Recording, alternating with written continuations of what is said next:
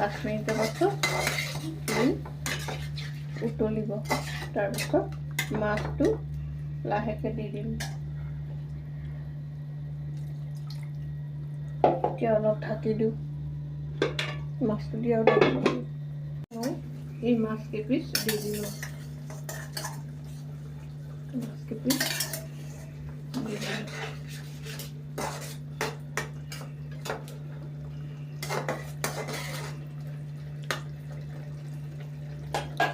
উতলা দেখাই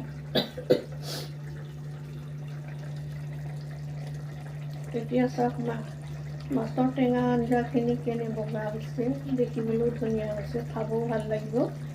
দৰ্শকসকল, আপোনালোকেও নলটেঙাৰ মাছ বনাই খাব, খুব ধুনীয়া লাগে, সোৱাদ লাগে।